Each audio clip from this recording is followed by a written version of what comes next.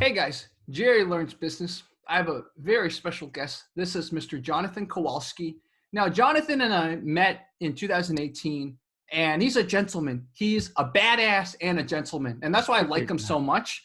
And he is the co-founder of this brand called Grappz. In fact, I have him here, so I'll show you guys later once we get to a point. But Grappz are these gloves. They're these compression gloves that protect your fingers. If you do wrestling, you do Jiu Jitsu, you do judo, whatever. So I want to bring Jonathan on because he's a small business owner. He's an entrepreneur. He's a great dude. On top of that, he's a pretty famous actor. If you guys remember Mikey from Justified, it's Jonathan.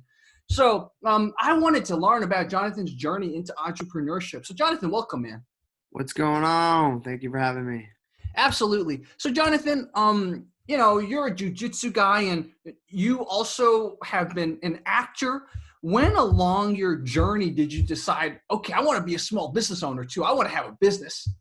First off, I want to apologize that I'm being very relaxed laying down. It was a very long day. I have two small kids.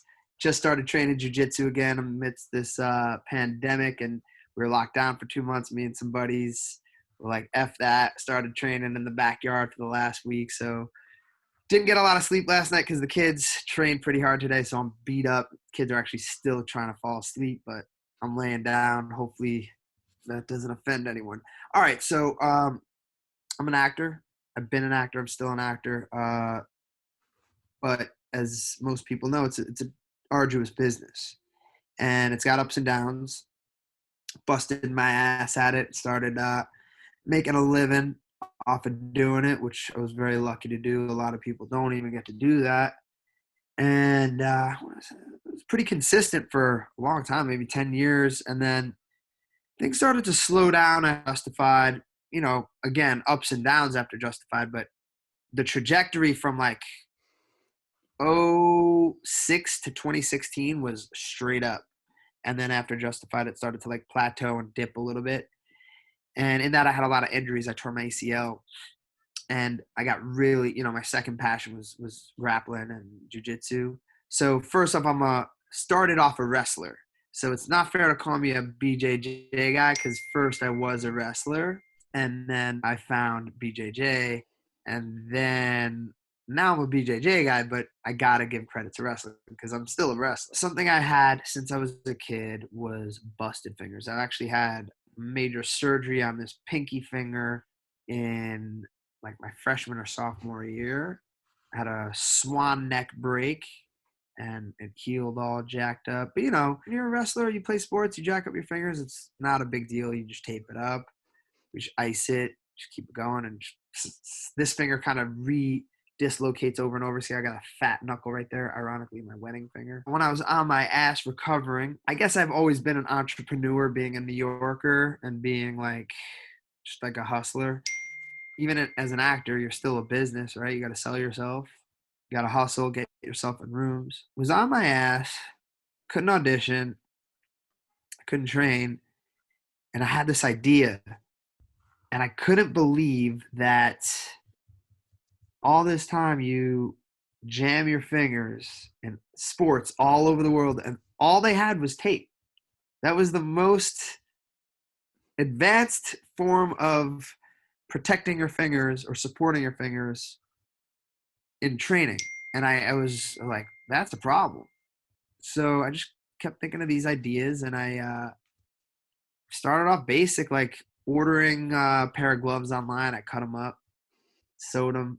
Then from there, I took it to a seamstress. And then from there, I just started researching fabrics. And then from there, I had some like good mentors help me out, like pointed me in the direction of a patent attorney. And I had a prototype at that point because I just kind of like, with my terrible ass sewing skills, took it to a seamstress who then pointed me in the direction to someone downtown who like manufactures athletic apparel, and then had a pretty decent prototype. Took that to the patent attorney. He's like, you got something here. It's patentable. Started that process. And once I put like my chips on the line, like cost money to patent. And then I'm like, all right, let me take it to the next step. I did some product development and made a few, gave it to my buddies who I train with. And I got some serious like research and development, like what are the goods, what are the bads, would you prefer tape over this over tape? And across the board, everybody's like, nah, this is dope. I like it. I'd wear it. I'd use it. So yeah, those were the beginning stages and kind of lit a fire in my ass. By that time I was like walking, almost back to training. And it wasn't sustainable to manufacture here. So I had a little bit of experience manufacturing in China from this previous business I did with a buddy for like a year. Again, part-time. This is while I was an actor. We're just focusing 100% on acting.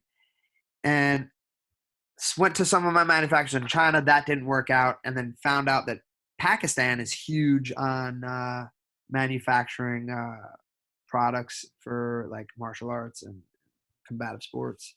Found a great manufacturer after trial and error. And there's a major part of the story I'm forgetting. This is the major part. So I did a film with Kurt Angle. He played my coach in the movie. We were the bad guys. I was like, think of Karate Kid. I was Jonny and he was the sensei. Sweep the leg, you know? Mm-hmm. So we became friends, and obviously I had a lot of respect for him as the highest level wrestler. And I'm like, yo, Kurt, hope you're well. Developing this product. Still beginning stages, but I'd love your feedback. So I sent him a pair. He lives out in Pittsburgh. I live in LA. Like a week later, he's like, yeah, send it to me, gave me his address. And then a week goes by. He hits me up. He's like, yo, bro, I got your gloves. I just trained with them at the gym. He's like, I love these. These are a game changer. So we hopped on a call. He goes, look, I'll help you out however I can. At this point, he was retired as a wrestler and in the WWE. No, in TNA. And he's like, I love your product. I'll help out however I can. That said, I'd like to be involved. I'm like, okay. That gave me some good fucking, excuse me, am I allowed to curse? Oh, you can curse. Yeah, you can curse. So that gave me some really good, like, I knew I had something from my buddy's training. But when Kurt Angle was like, I want to be a part of this, I was like, all right, I do got something. All the kind of like directions kept pointing me to like, I got something in my hand. Mm-hmm.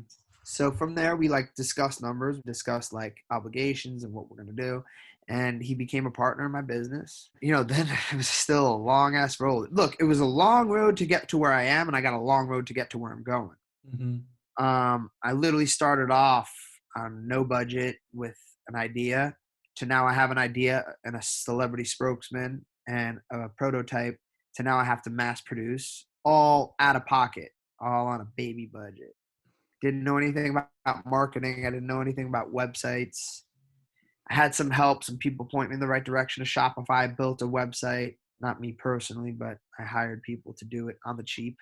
Not that it was cheap work. I was just through good friends, I was able to acquire great web builders on a bottom dollar, but they were good at what they did, especially with, you know, single product stores on Amazon. I'm sorry, on Shopify.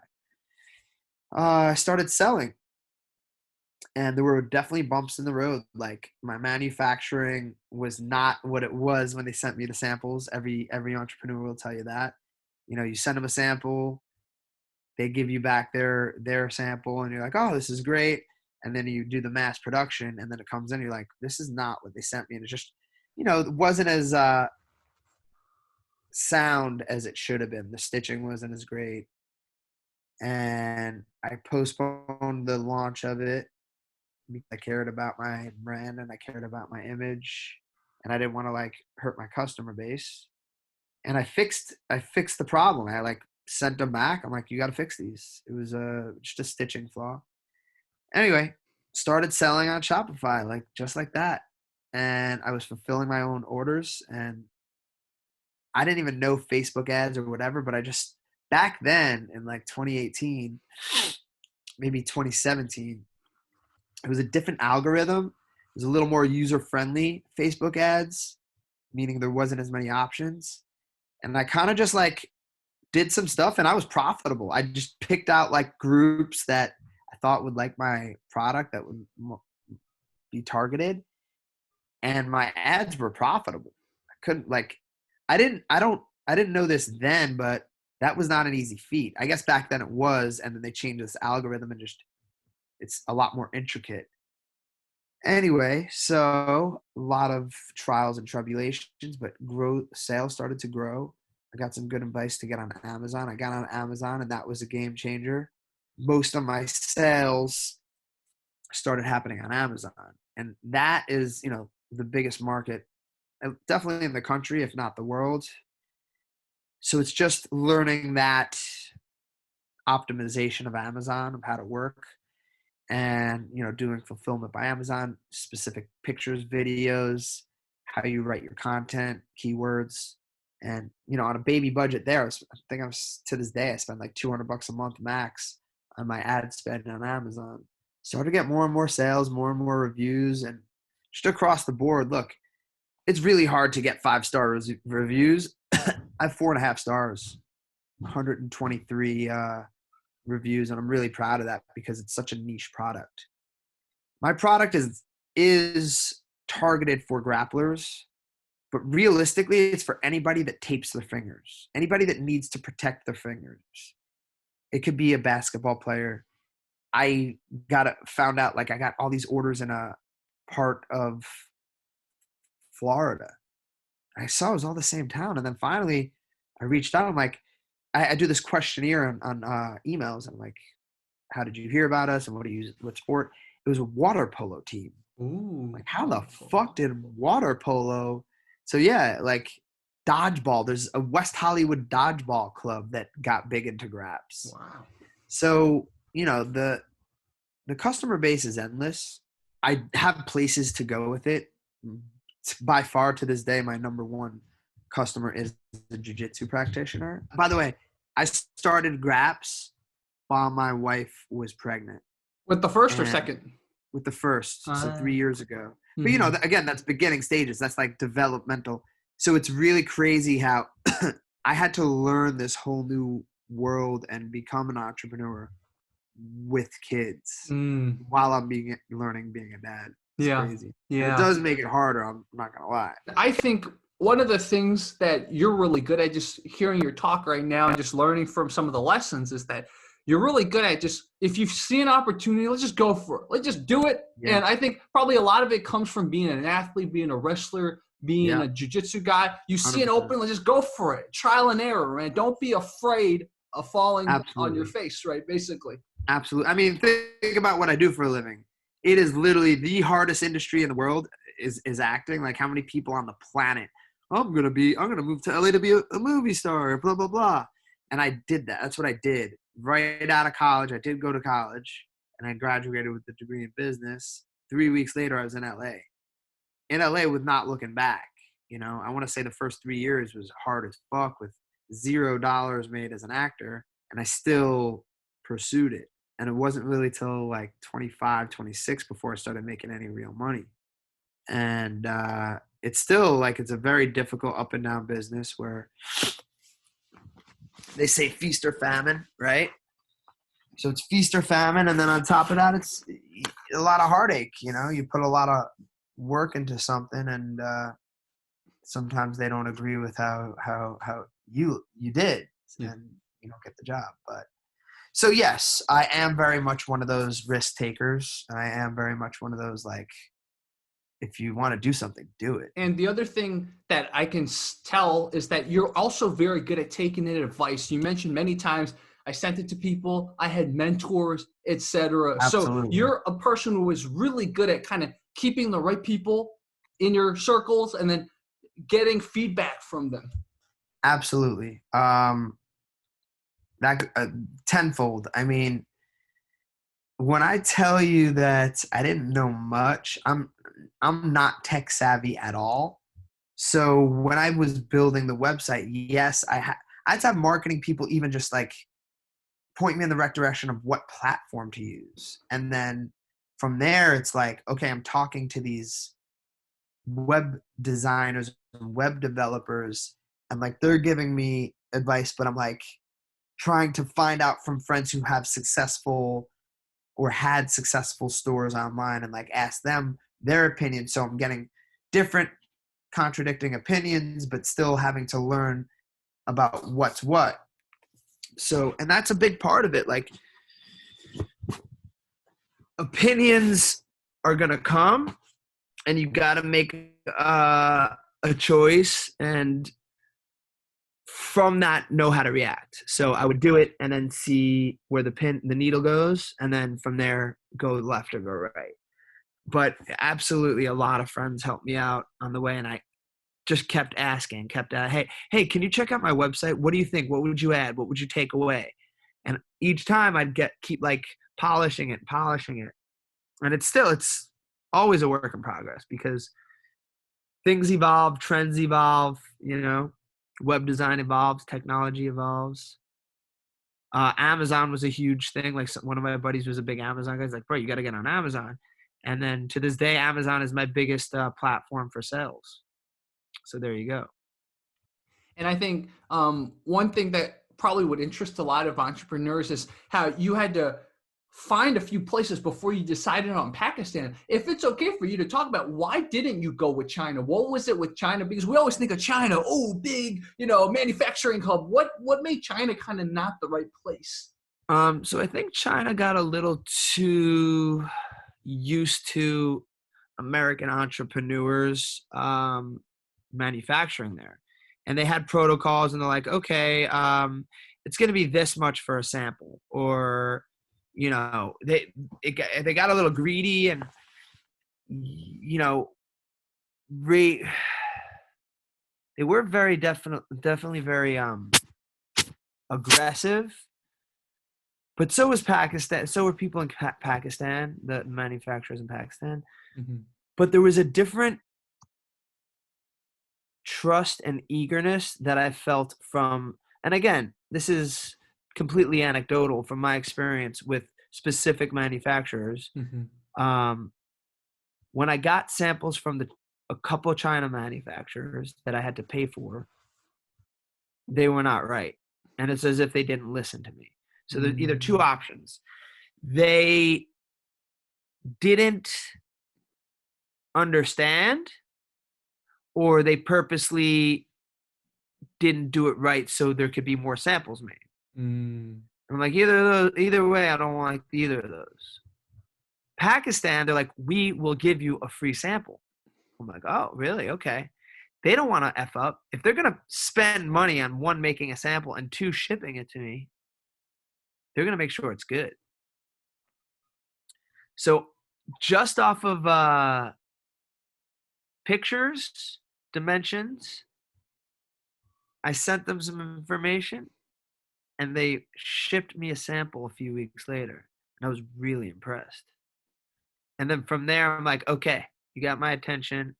Let's start building off of this.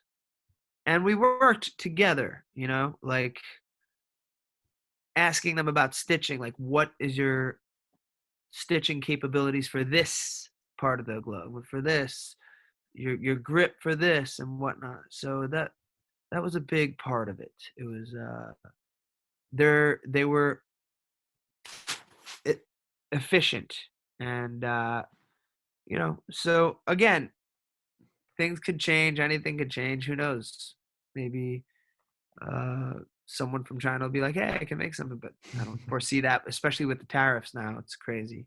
Yeah.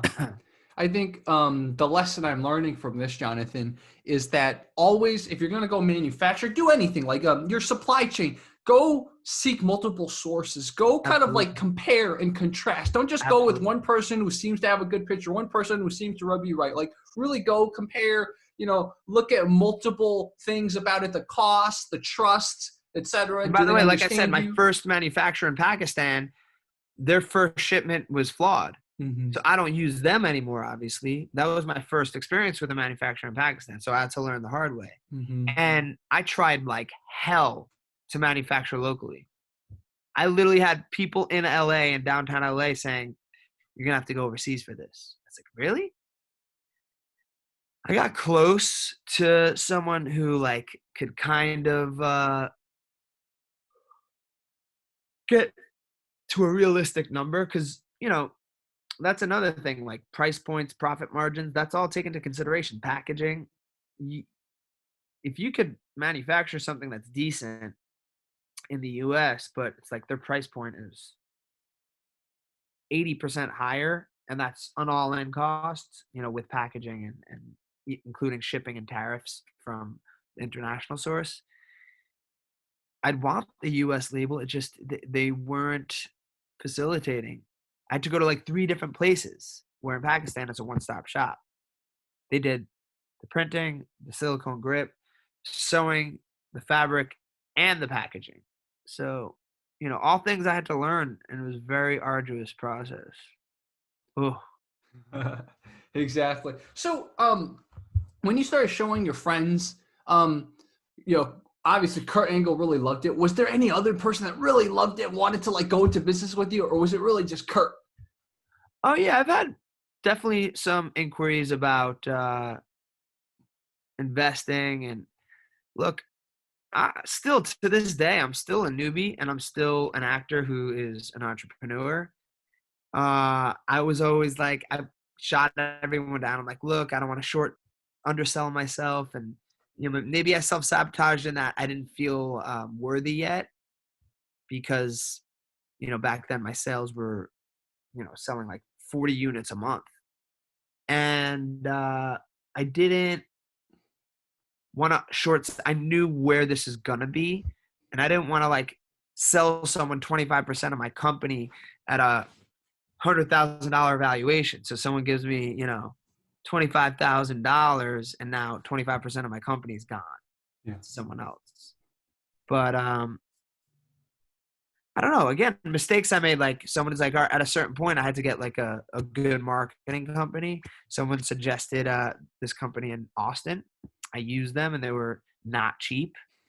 But I'm like, this is an investment. This is what I need. And they failed. You know what I mean? Like, but by the time I paid them and paid their suggested ad spend, I was losing a lot of money every month. And, it was very apparent to me that their plan was wrong.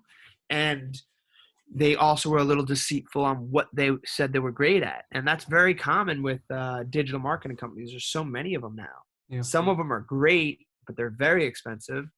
And some of the newer ones that are affordable, they're just going to tell you what you want to hear, or they're not a fit. So I wasted like 6 months of my own money on them, and it failed. But you have to learn. Maybe it was 4 months, but still. So, these are for viewers who haven't seen Grappz. These are the gloves, right? Look at the finger wrapping and everything. There's 3 different variations of that. Mm-hmm. So you have this, and then you also have the Kurt Angle custom special of this. So really 2 variations. Okay, I see. But yeah, you could also do the middle 2 fingers. Some people like that. Middle 2 fingers, or go. the Kurt Angle special. So there it's got the Kurt Angle red, white, and blue. Exactly. Those are the ones he used to wear in the WWE, which was badass. Wow. Yeah. Wow. I see. Yeah. So you purposely segued into my next thing, which is what is next? Are you gonna have more designs? Are you gonna have like other things like shirts? Tell me more. Great question. So I always have ideas going in and out and things for development. The reality is I am a little spread thin, and I'm slow to get to the next level. Like I said, I started off with a single product company. Now I sell 5 different things. So we have rash guards, which they're great rash guards. They're designed by Jiu Jitsu guys, and we have 3 different variations of gloves, and we sell t-shirts. Still to this day, the number 1 selling product is this. What everybody loves is this.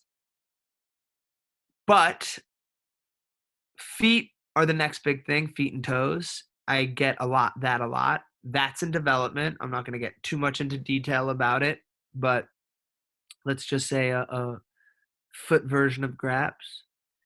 And now, amidst this pandemic, Gloves in general are going to be big. It's going to be a big part of life. I think just contact, as you can see, if you could show your palm real quick, show your palm. Your palm's pretty exposed. Your fingertips are pretty exposed. I wanted a lot of surface area of your natural skin.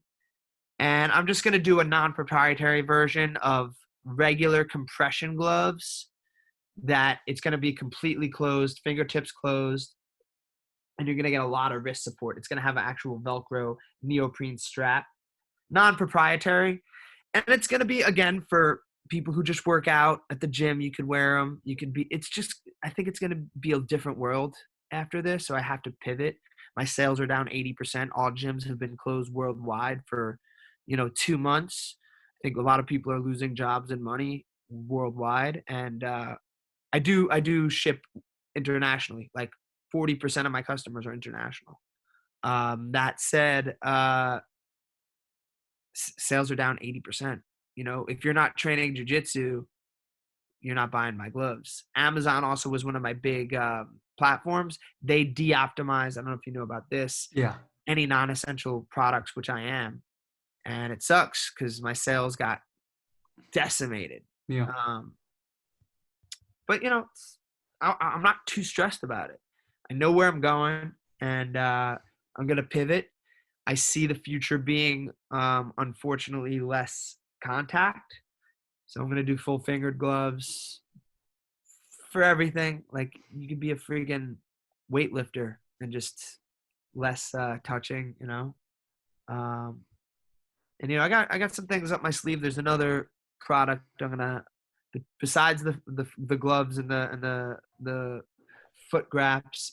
There's gonna be a third product that I'm not gonna talk too much about, but it's in the light of this pandemic, and it's not a face mask or anything like that. But I'm just trying to learn and trying to foresee, just like every other entrepreneur. It's like, where's this going to land and what's going to change, and how can I help, and what will people need more of? And that's another product I'm gonna develop. That's awesome. But it changes. Like, I want to say a year ago, I was going in the direction of wanted to be really like Ruka, the brand Ruka.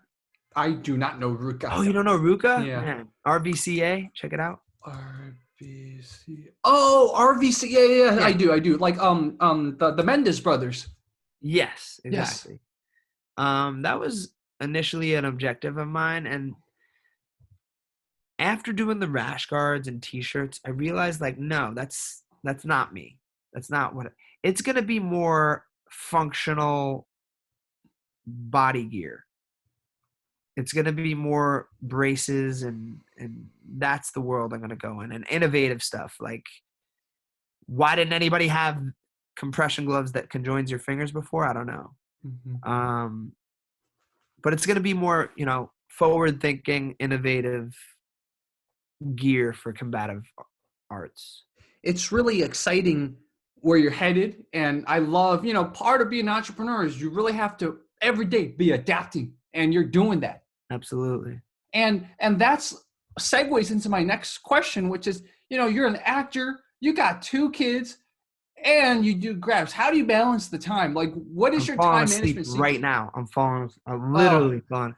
I mean, my wife is very good at letting me not stress out. Mm-hmm. To be honest with you, my company can and should be a lot more successful than it is, because I allow myself space to know that I am 1, a family man, and 2, an actor, and 3, an entrepreneur.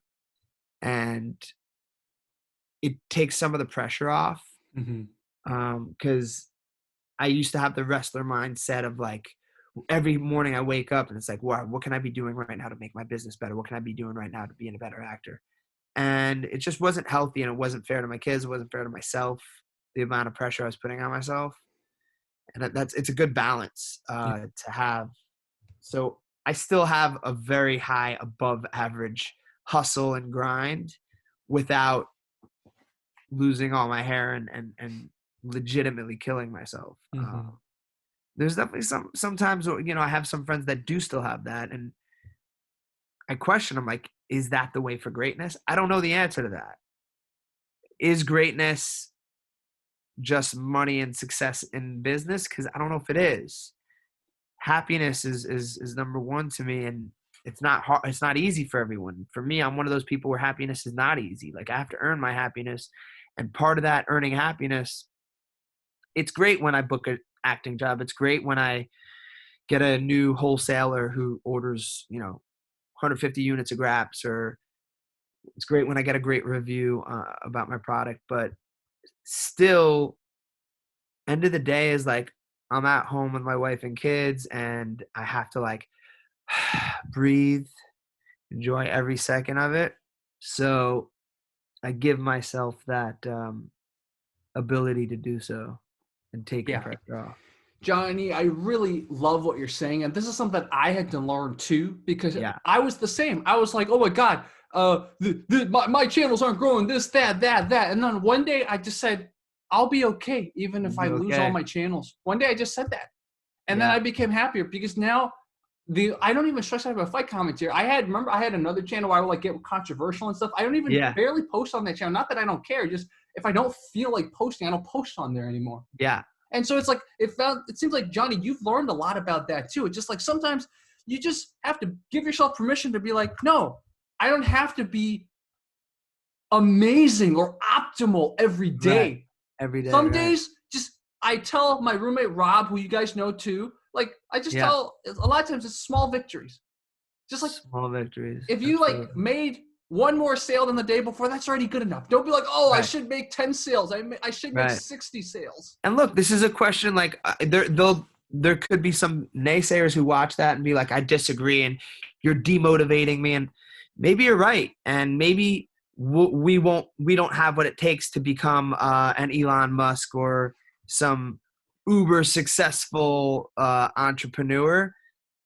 But then I have to really question, what is your measure of success? Because some of these people are miserable. Yeah. Absolutely. And to me, like, sanity and happiness trump success. Like, that's success. Yeah. Sanity and happiness. So I really reevaluate, like, what is success? Yeah. And, the rat race is not it. I can tell you that right now. I am, I'm into Jocko. I'm into like motivational speakers a little bit. And I do believe in the hustle and the grind, but I also believe in balance. So you just if there's any advice I could give there, it's like, just really measure out what is success. And if money, material, and status is your success, maybe you should reevaluate your life. That's not for me. I'm not in this for everybody else. I don't need a Ferrari. I don't need to show everybody else whatever. But I'd love to have a huge house for my family in Los Angeles, which is, you got to be a millionaire. Yeah. Got to be a millionaire for that. But end of the day is, I am slowly growing. Maybe I'd grow a lot faster if I put that wake up at 4 a.m. kind of aspect of it, not, give my kids an hour a day and that's it, and then focus everything else on my acting and Grappz. But I also might be an extremely unhappy, or I could have a nervous breakdown. It's not worth it. Exactly. I think we've mentioned Kurt Angle, so I'll just ask this. Sure. What is your kind of day in a day like when it comes to Kurt Angle? Do you like text him all the time? Do you just call him, check up with him once a month? What is the business relationship like with him? Great question. It changes. He was very involved in the beginning when we were developing and we were doing videos and we were doing like, Grappz was evolving to being the final product of where it got to with the stitching and sizing and dimensions. He got reinstated into the WWE not long after we started working together. And it was very lucky for me. He went from having like 350,000 followers. He got inducted into the WWE Hall of Fame, and they got reinstated. And then he started wrestling again. When he started wrestling again, part of his uniform was the red, white, and blue Grappz, which was fucking awesome. And that brought us to the next level. He was busy. He was on the road, and he's an older guy. He's got 4 kids. So it started to become like a once a quarter follow up and check in, and pictures here and there, and then we just text twice a month about what to post because he was posting for me. And then just recently, I don't know, this is public information, during the beginning of the pandemic, WWE released a couple people. He was one of them, so he just got released. And we just had a good conversation. Actually spoke to his wife too. She's a G. And we're going to be more collaborative, work together on this more. He wants to be more involved now that he has more time, which I welcome. But yeah, it's like, again, in the beginning, he was way more helpful and part of the development. And then in the middle, kind of was more focusing on his wrestling career and just doing like marketing stuff. And then hopefully now we could get back to like being way more involved in the whole business end of it. So that's pretty cool for viewers who are interested in what's next for Grappz. That's another thing to look forward to. Yeah. I mean, besides the really cool products, the things that'll happen, and some secret products that Jonny's not revealing yet, we're also going to see more of Kurt Angle. So, it's a win-win. Yeah. And, we talk about pivoting, just adapting. That's another adapting, right? And it's like things happen to you. It's okay. Just adapt and see where you can go from there. Man, I mean, it's a scary time, and I have a lot of empathy. Like, I'm not a victim at all. I'm actually very lucky. I'm not brick and mortar. I have very low overhead. I literally, when this started hitting, sales started to drop, I just pulled back on my ad spend. I talked to my marketing people. I talked to my consultants, and like, it was just like, hey, let's pause for a little bit and pull back on my subcontractors. And I was able to spend less. The general term for 2020 is pivot. Like, it's just a year of pivoting everything. Our lifestyles, our entrepreneurship, our society in general, everything. Yeah. Our health. It's a year of pivot. Yeah. Yeah. And it's just always have to stay sharp, man. I mean, after this, so you're going to talk to your buddy. I'm going to start learning how to draw. I've always wanted to learn how to draw, and it's a key communication skill I need to learn. So absolutely. I'm trying to pivot too. And it's something I've always wanted to do. I've just put it off. So, for people who are... Give me an example. Draw what? Like draw pictures, like caricatures? Yeah, like caricatures, cartoons. Like animation stuff like Sick. that. Love it.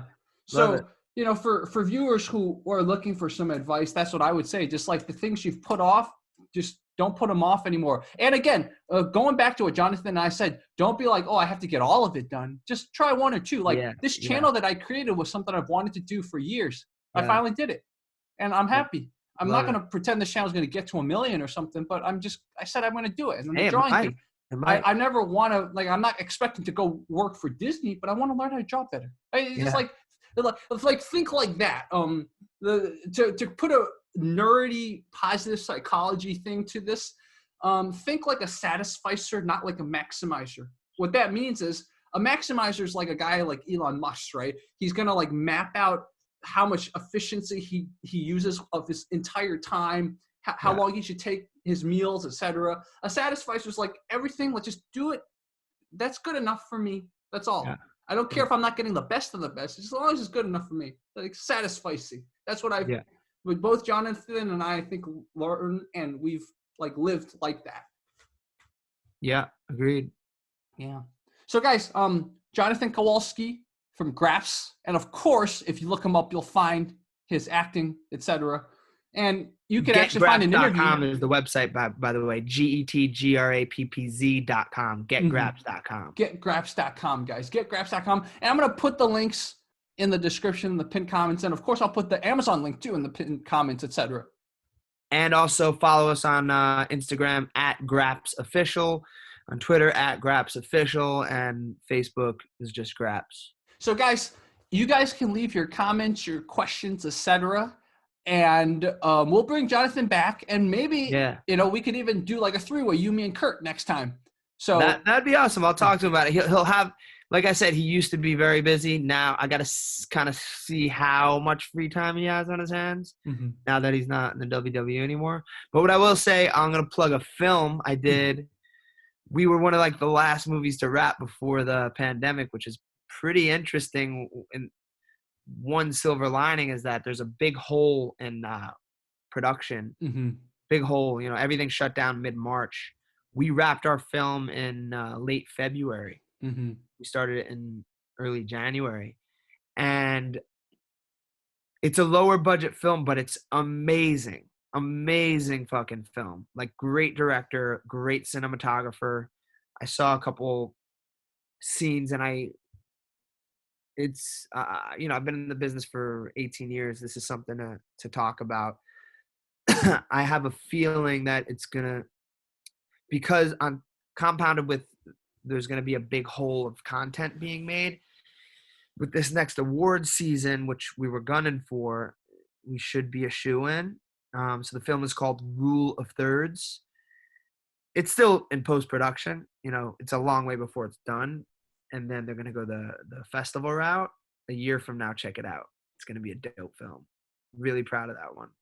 Rule of Thirds. Cool. So guys, Thirds. if I find a link to that, I'll put that in the description and pin comments too. Yeah. Awesome. Yeah, man. Well, this was Jonny, guys. Jonathan Kowalsky, Jonny Kowalsky. And we'll bring him back. So leave your comments in the description, or you can go ask him on his channel. Yeah, my personal Instagram is at Jonny Kowalsky, JonnyKowalsky. Mm-hmm. Cool. Cool. Awesome, man. Guys, thank you so much. Jonny, I'll stop recording now. We can continue talking a little after this. But everyone else, this was Jerry Learns Business, conversation with Jonny Kowalsky of Grappz. Peace.